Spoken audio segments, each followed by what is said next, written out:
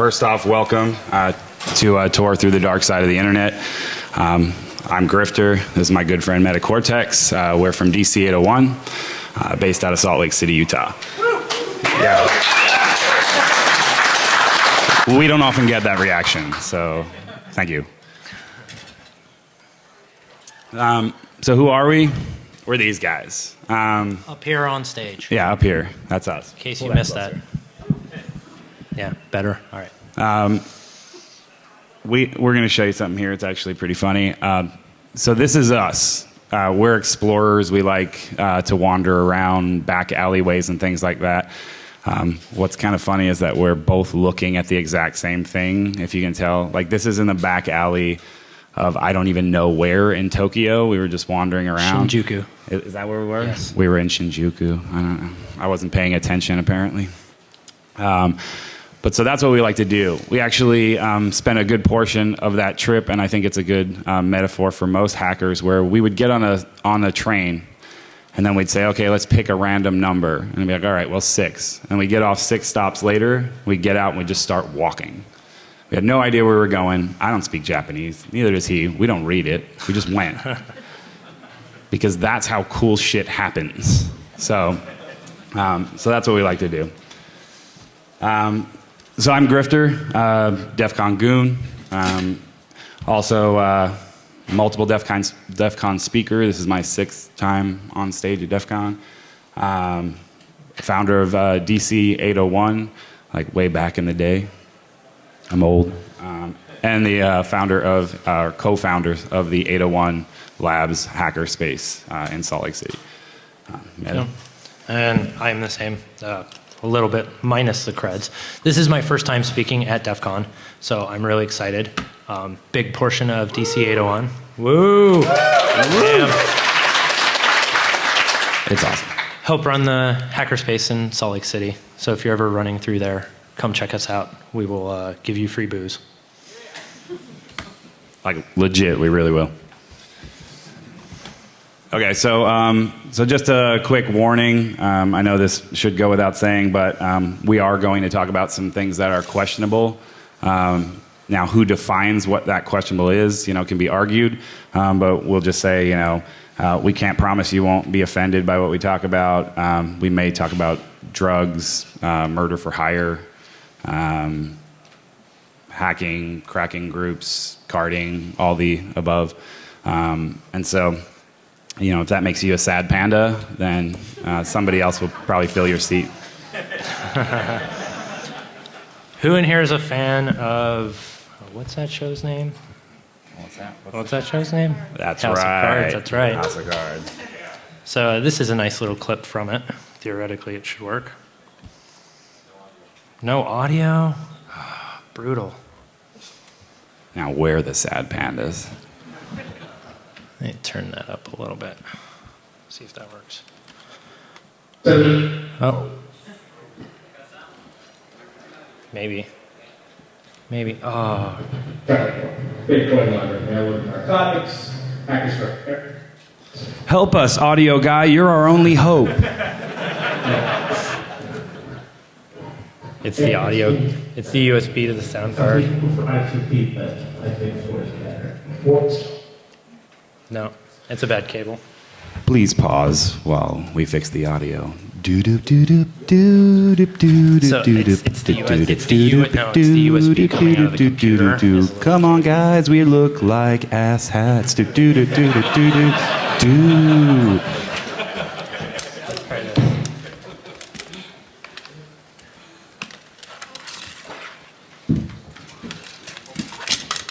One more time.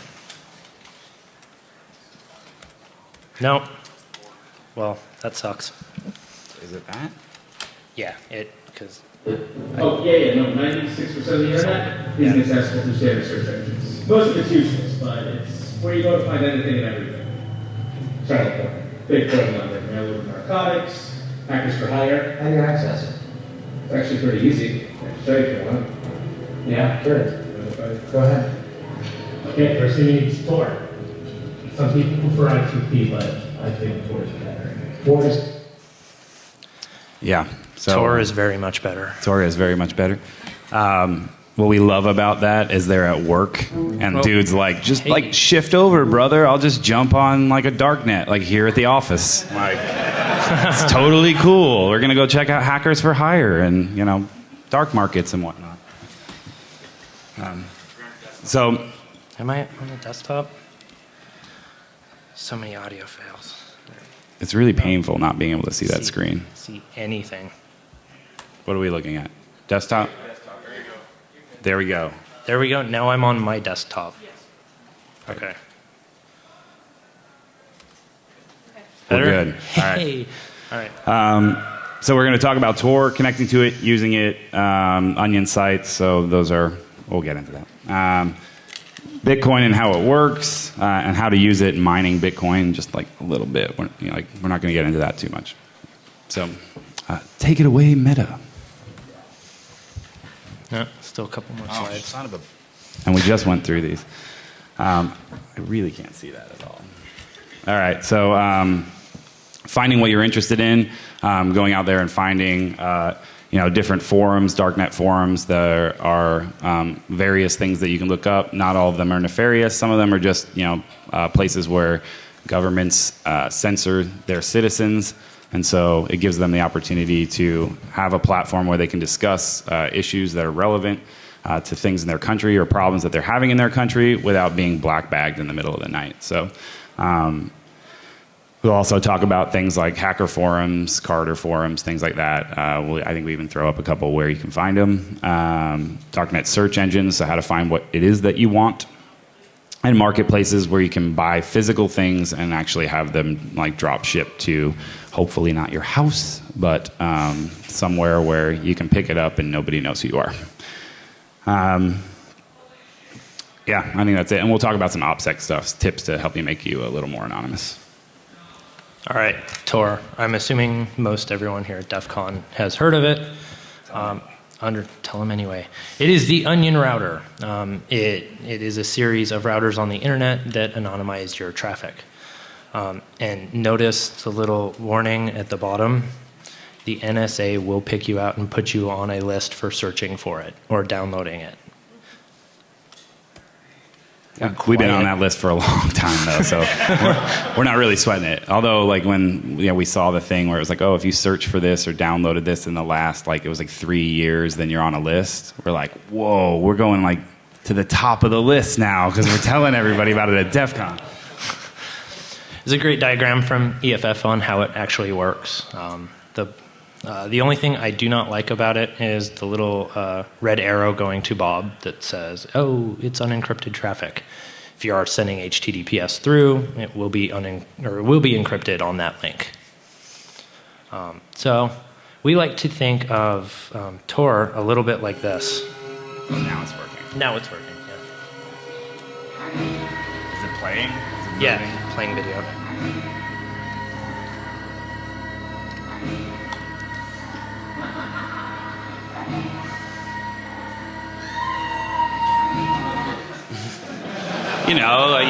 We're just jumping through all those little things, all those little boxy thingies. That's great. I do scream like that every time I connect to Tor. I gotta tell you, it was really annoying, while we were making this presentation. So how do you do this? There's a couple different options. You can use the Linux command line or Mac command line, and you can apt-get it or install binaries for it. I'm mainly a Linux guy, so you'll see those on the slides. In Etsy TorRC and Etsy TorSox are mainly where you do all the configuration for it. What it does is it starts a SOX5 proxy listener on your local host. You pinpoint anything to that port, and you're running through Tor after it's connected. Pretty basic, but even further to make it even more basic, they create the Tor browser bundle. It's a simple download. You download, install it, run the exe. It'll connect to Tor, launch a Firefox browser, and that whole browser is running over Tor. And it's pretty nice. It'll come with some additional plugins on it as well that we'll cover. So more in depth, we'll run through these really quick because of demos. There's a whole bunch of information on configuring it. And let's see if we can connect to it live. The demo gods usually have been hating on me today. So we'll try it. You realize you have to scream like a lunatic now when you connect, right?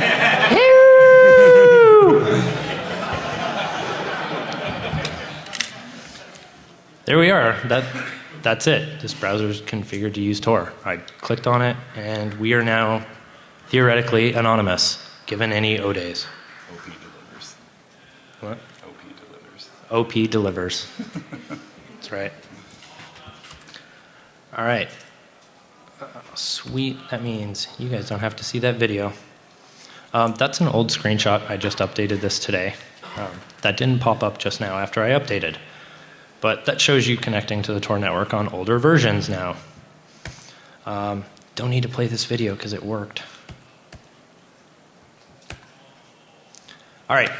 Once you connect, you'll see, with the Tor browser, you will see it'll have a couple of plugins already installed.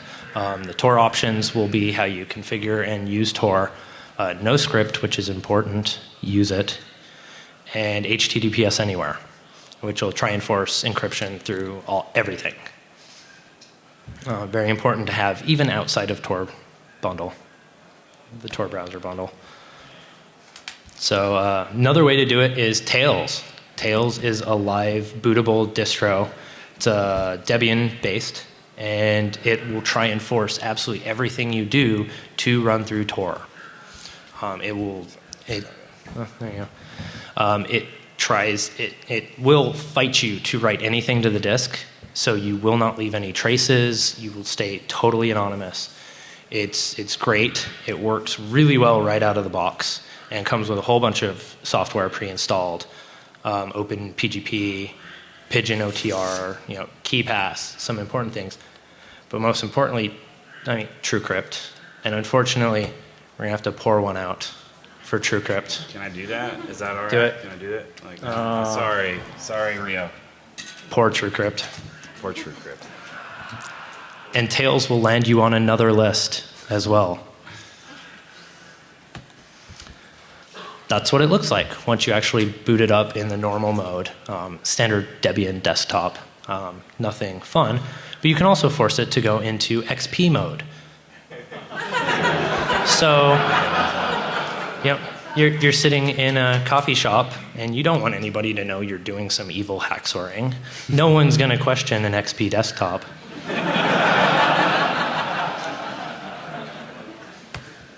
All right.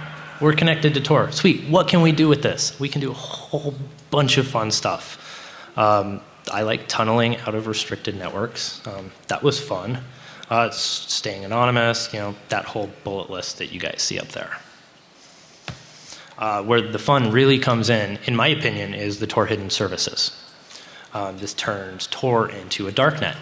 These are sites that live exclusively in the Tor network. You cannot reach them outside of the Tor network, and you can't really trace down who owns them unless you have horrid OPSEC, like Silk Road version 1. Most websites there will use the .onion address to reach them. Hey, we have a pin in there that we said put a pin in it, and we didn't. Yeah. We put a pin in it. I don't know what the fuck that pin is for. There was a bullet point we wanted to make. We will move on. Our bad. Hidden services is, you can see exactly how it works with some of the Tor documentation. It's kind of complex, way out of the scope of what we're going to talk about today. So moving on. Finding hidden services. This is currently some of the hardest barrier to entry when you're getting into Tor. The notorious one is the hidden wiki. Most people like to use that. I have found at times it is extremely out of date. Most of the links in there are broken or dead. But you do find some gems. TorFind, another one, TorSearch. Grams, I actually really like it. It is dedicated to searching Darknet marketplaces. So you actually type something in, it will search and index all those marketplaces and show you what you want across all the different ones. Deep web links and Reddit, note those are not in Tor. You will be tracked going to those, because they are not .onion addresses, but good nonetheless for links. And word of mouth. A lot of people, spread onion sites by word of mouth and links that they send their friends. Here's some fun sites that are in Tor that I think are of interest that I just wanted to put in here for no good reason. Pirate Bay is on there. Also keep in mind, if you're downloading torrents that may be illegal, run it through Tor. Just because you download the torrent through Pirate Bay does not mean you're staying anonymous. My favorite, which was actually down as of a little bit ago, the Assassination Market. It is a crowd-funded assassination website. Now, regardless of if it's actually legitimate or not, I doubt it is. You pay Bitcoin in, and you say, I want somebody to kill this person. And everybody starts putting Bitcoins in around it, and whoever proves, however you do that you assassinated this person gets all the Bitcoin. There were some fun names on that list. But unfortunately, we can't pull it up. But Rent-A-Hacker is another good one. He will penetrate anything you want for any amount of Bitcoin. We might pull that one up later for the lulz. Here's some good forums you can go to. TCF is pretty much the biggest carding forum you'll come across, that I've seen anyway. It does require a $50 entry to get onto it. They did that because of spammers getting on there. So once you get in, you can buy credit card numbers, identities, all of that. A lot of fun, super cheap. We'll pull that up later. Intel Exchange, a lot of people link to that one. It's mainly trolling on Illuminati stuff and the deep web and how to get to Miranda's web, which is fun. HackBB, kind of a nub forum. They do a lot of, you run this sketchy executable and you will get backdoor to anything you want. Some marketplaces. Most people are interested in actually buying stuff off this.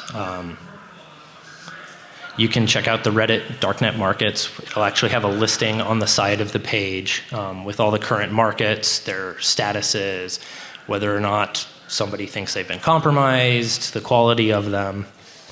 Super up to date. Most people use Silk Road though, version 2.0. Agora is a decent one, and my favorite actually, Evolution. We have purchased some stuff through Evolution, which we will show you later. So let's demo some of that. That should work. So I'm going to grab the Silk Road URL, pop into Tor browser. Could take a second. It's anonymizing.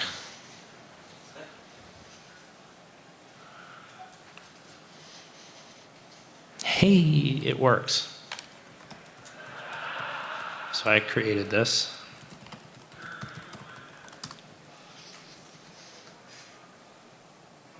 Nope. Haha, sucker.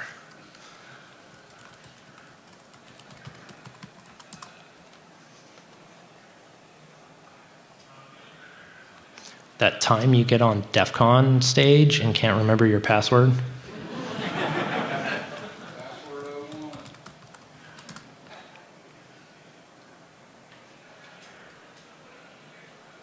Maybe not. I'm an idiot. Let's see if we can create one real quick. Ideas on username?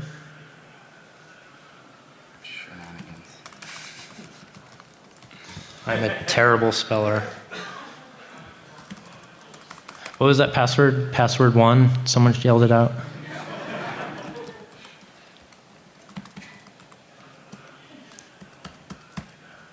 "1111" in case anyone cares.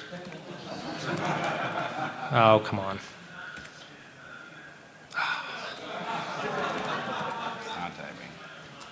This is terrible.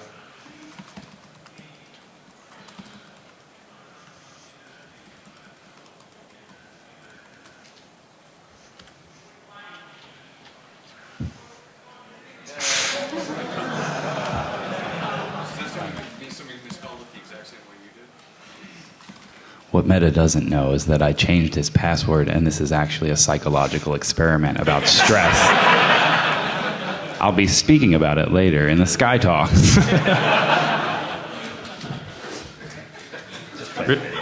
Restricted words. You can't have DEF CON in the name, apparently.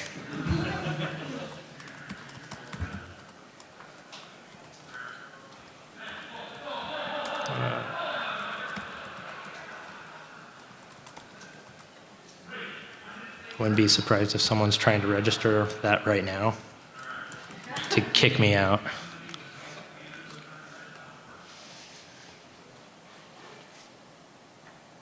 Hooray!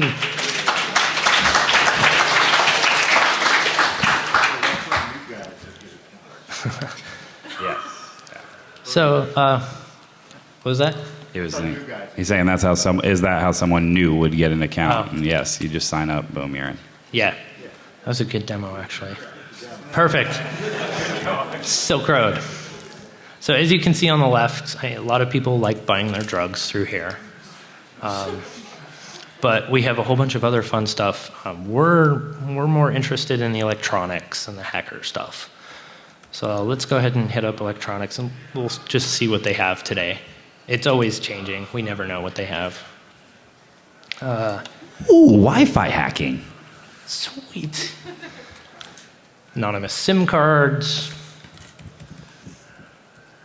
Virtual honeypots. That's probably a book. Some Amazon gift certificates, maybe. USB drives, a lot of anonymous references. Hey, a drone. That looks like fun. First-rated drone.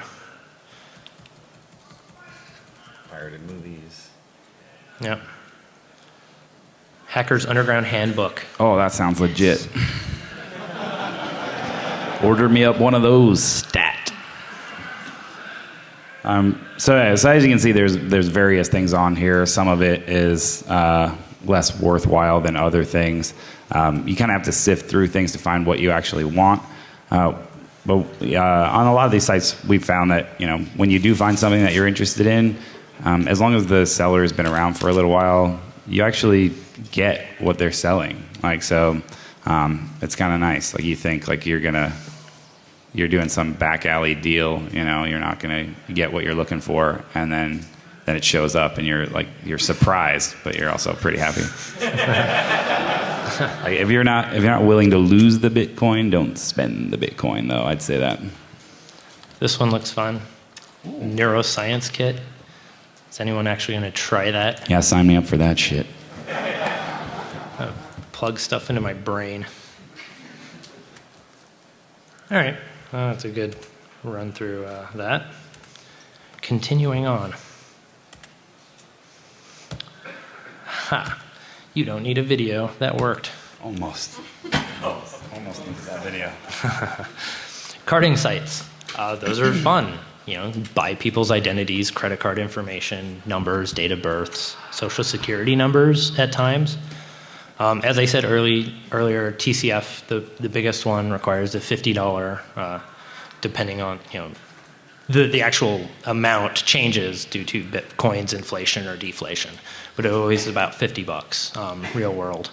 CC, another fun one. It kind of looked kind of sketchy to try and buy something off of there, so I don't know how legit it is, but it was really good to actually see the prices of some of this content and material. So let's do that now. We need someone to take some pictures of us. Yes. Who knows how to take a picture? Because I want a picture of us up here. We're so egotistical. Here, I want to hand a stranger my camera. There you go. Oh, that one went down.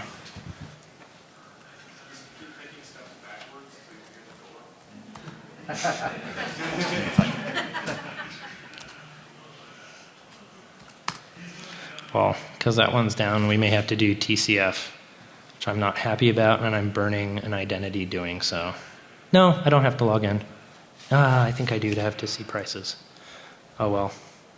I'm ousted.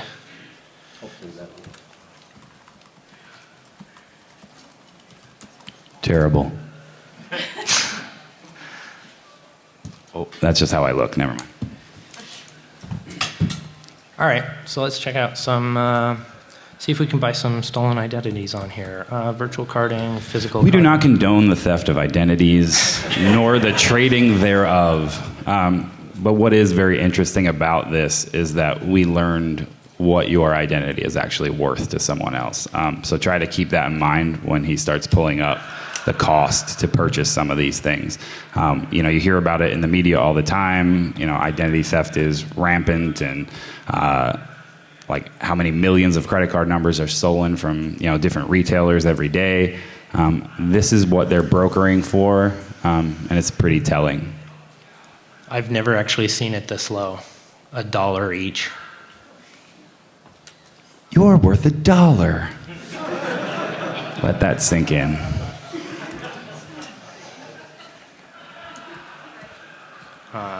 So here we go. This is some of the stuff that they will actually give you. Credit card number, expiration date, CVV, name on the card, country, state, city, address, and zip. $6. And if you want a European, that's 10. Everybody hates us. Say again? Was that? The chances are actually pretty good that it's going to work because they actually are reviewed. These sellers, there is a review system similar to Amazon where people will say, like, I actually got this, or I had this, it worked for X amount of time. So, like, we highly recommend you guys going out and doing this, like going out and looking at going this. looking. No, I'm serious. Looking, guys. Holy crap! Like, damn it. Forgot where I was for a second.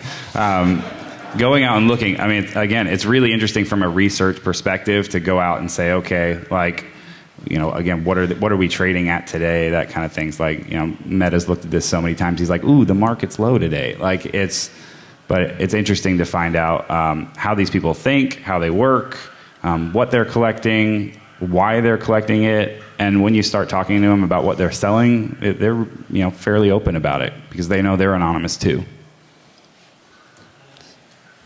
Sweet. Moving on.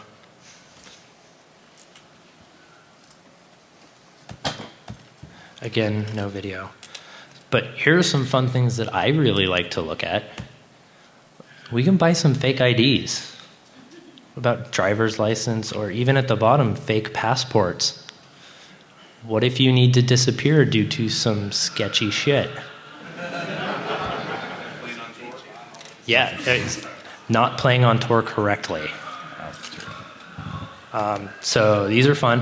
What I have heard is actually the Reddit, our fake ID is legit and is super high quality from all the confirmed vendors in there.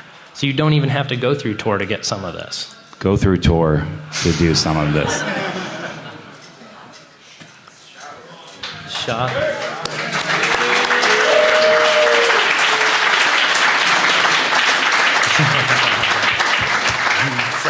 You get nothing. Thanks. Oh.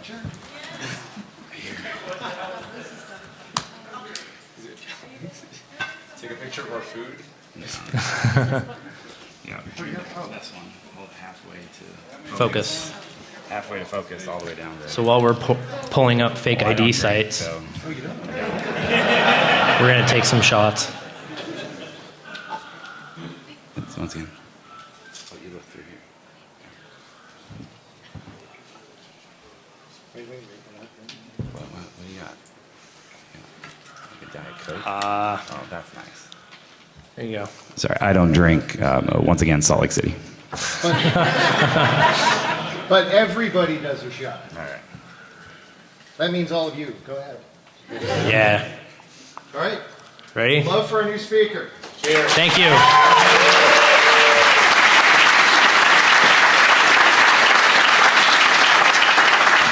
Wow, that was really good. It had like the nicest blend of hydrogen and oxygen with it. Like, it seems like almost double the hydrogen, though. You might want to look into that. Ooh, it's a 2014. 2014. That's a good year. It finished well. Smooth. Thank you, sir. sir. I'm sorry, sir. Well played. So here's some fake passports you can buy from all these wonderful countries. Let's look at... USA. US. No. All right. We'll do that. Actually, we found that the U.S. passports are the most expensive.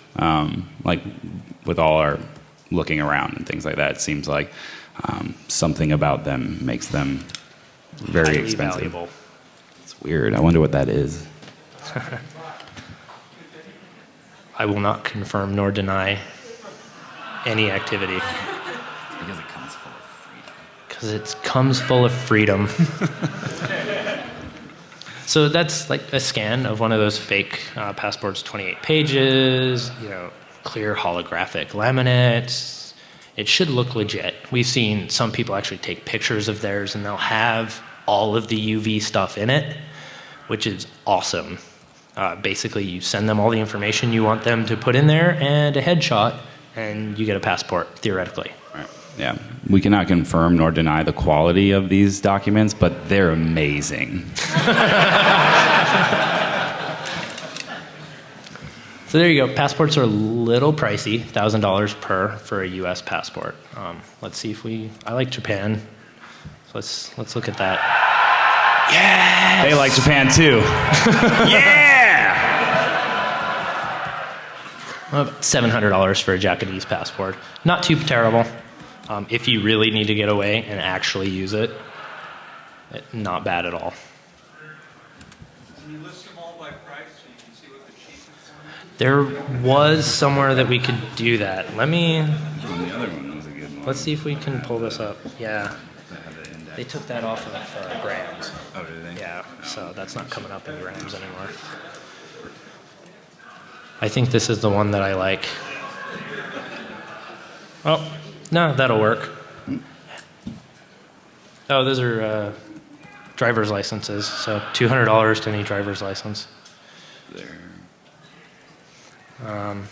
Oh, there we go. There's a picture of some of the UV stuff you do.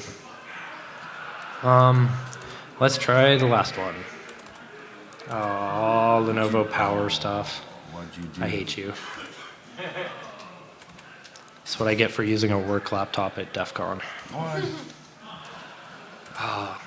Now that's on video. They'll know. No? Was that the one we already went to? Yeah. Or the middle one? I don't know. We're just pulling them all up.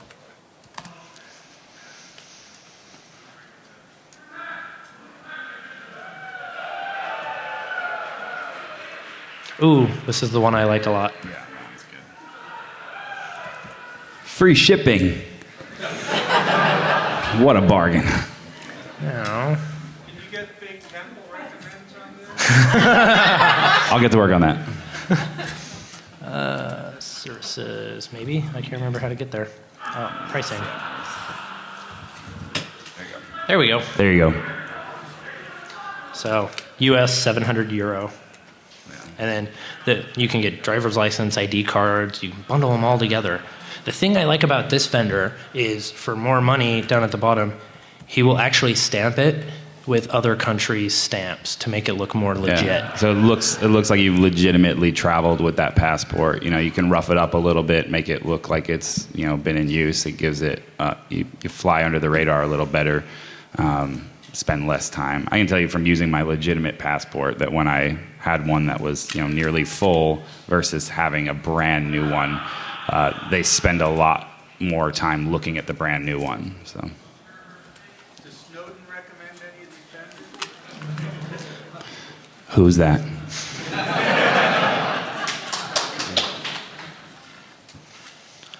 So this is where we were going to demo grams, but most of those since we wrote these slides, the passport stuff has fallen off of grams, and it's mainly drugs. So next slide. No video for you. So what can you do with all these passports? I like to think of myself a little bit like this.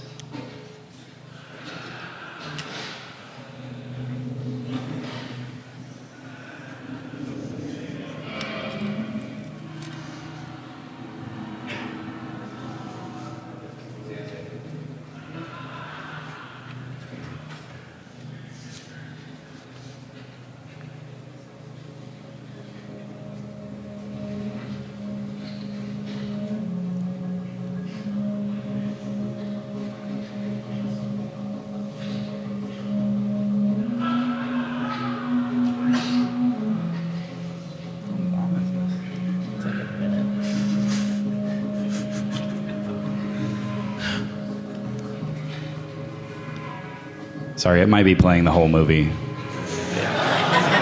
Just enjoy.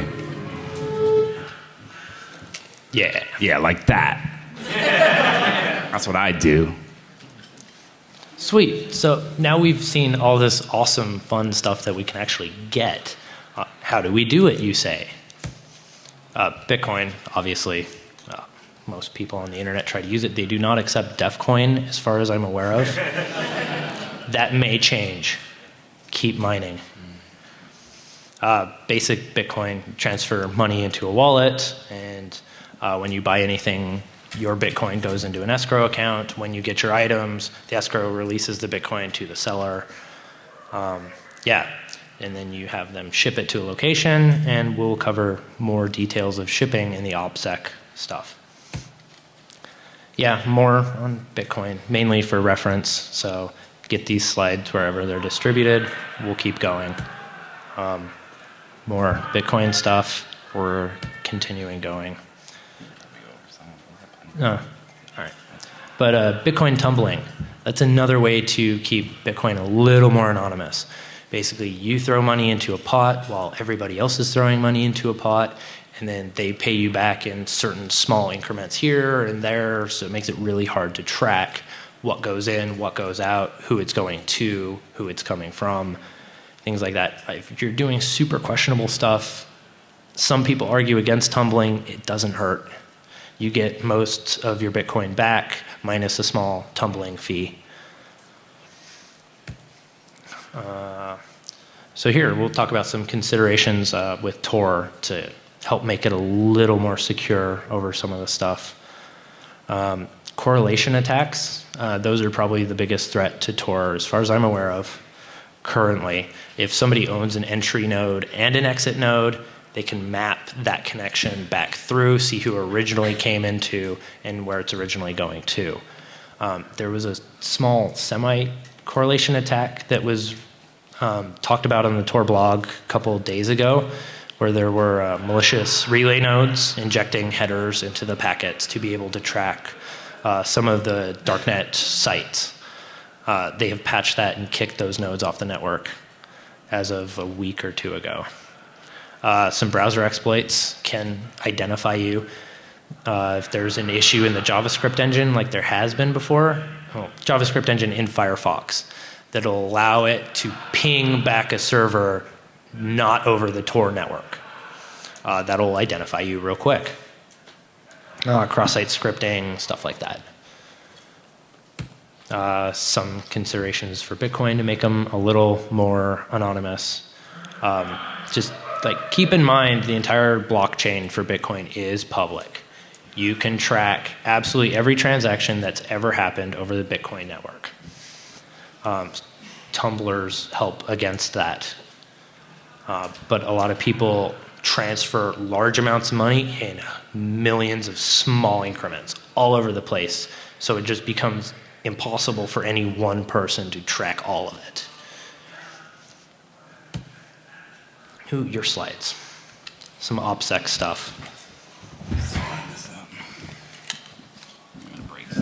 You are going to break it. There you go. Thank you.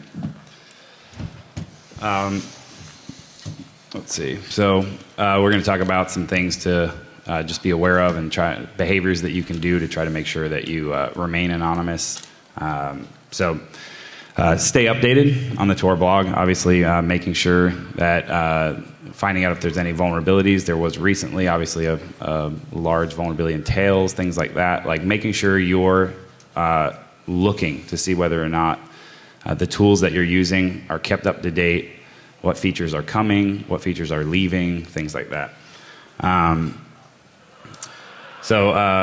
As Meta stated earlier, keeping your Tor browser updated, stay updated on the status of markets, and use the subreddit for that. Again, the subreddit itself is not on Tor, so you're on the ClearNet there, so just be wary of whatever activities you're doing, but browse around, see what's going on there.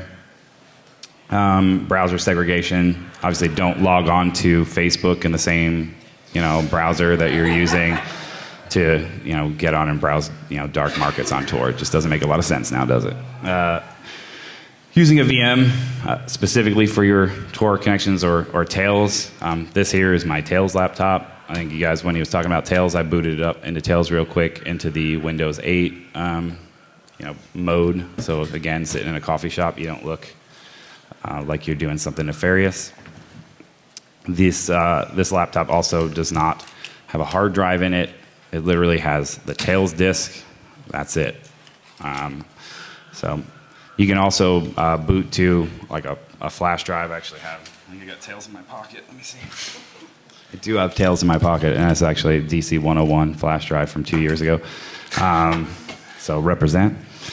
And then, like we were saying here, even better, it's like use something like this. Like have something that's dedicated specifically for what you're doing on Tor or just using Tails, that kind of thing. It's just another layer of security, and it gives you, I guess, a warm, fuzzy feeling inside. Not only that, but if your host OS is compromised, it can see everything your VMs are doing. Indeed. Move this over. So actually getting items. So you can see up here we do have a couple of things. So we have purchased some stuff. This was the safest things we thought we could bring. Don't send it to your house. That make a lot of sense there. We got that clear. Do not send it to your house. Okay? Like, so you're on a dark market and you're like, oh yeah, dude, yeah, send me that, sweet, drop ship that bad boy. Oh, by the way, here's my address. And it's like, it doesn't make a lot of sense to be anonymous if you're giving away all your docs. But send it to a PO box or a UPS store. So we would recommend also, do we recommend this? If you wanted to do this, where's my lawyer? There you go. If you wanted to do something like, let's say, hypothetically, you were to get a PO box or a UPS box, order a fake ID, then take that fake ID, burn the box, and go and open another box with said fake ID. Now you have another layer in between you and your real identity in meat space, and that's a good thing. So you can do that. If you have access to an abandoned house or building or something like that to drop things to, also swell. Not right next to your house. Not right next to your house, not the neighbors or whatever. But if you happen to be lucky enough to live in a neighborhood with a lot of crack houses, then fantastic. Never open your questionable content anywhere that you can be visible to others. I mean, that should go without saying, but it's just, you're like, oh, sweet, here's my, I'm not even going to say your things. I'll leave that to you guys, you nasty. So wait until you get home. Try waiting a week or 2 weeks to pick something up. If you're anxious to get something, then you're going to be more likely to get caught doing whatever it is that you decide to do. If somebody is waiting for you to receive something, or there's an idea that maybe you are going to get something that you shouldn't have, most agencies aren't going to sit around for a week or 2 weeks total for you to, pick something up. Also, if you want, walk in, open up the box, maybe look at it. Oh, it's there. Or don't even do that. Just go up and say, did I get a package? Yes, you did. Okay, great. And leave. Come back another time, pick up whatever it is that you need to pick up sometime later. Pick a random day, go back then. Even more, don't reuse identities. Carding forum, sad. I liked that one. Yeah, don't reuse passwords, and disposable emails are available here. Again, Gorilla Mail I already is talked about this. My flow is jacked, but I already talked about this. But opening a mailbox using the fake ID, la da la. We bought some stuff. There's some stuff. This is our baby monitor. So it runs over a GSM network, and you put a SIM card in it. You can call. Can see that. You can see it. So you call a number that is associated with the SIM card, and it will listen to the room. So if you want to listen to your baby in the nursery, then you can call the number, and now you have a baby monitor that works at any range. And it's small. Yeah, or you discreet. SMS to it, and it will auto-dial you back. When it reaches a certain level of decibels, it will call you because it knows there's activity. So there is the mini baby monitor. That's what it looked like when we bought it. That's reviewing the order there. Yep, that baby monitor looks great. And then here's the confirmation email that was sent. So, just saying, hey, this is when you expect to get it. That's actually pretty nice. Looks pretty professional to me. And then We got tracking. Yeah. UPS tracking. It's on its way. All right. We're just about out of time. So we're going to leave you with some parting thoughts.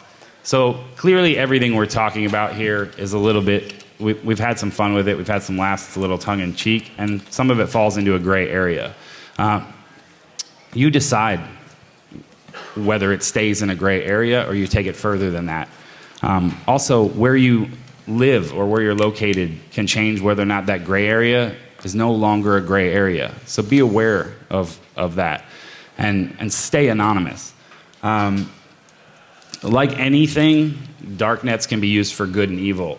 The good side, again, if you live under an oppressive government, then this is a fantastic tool for you to be able to communicate with people just like you who don't like what's happening in your country. And you can try to get together and maybe cause some change.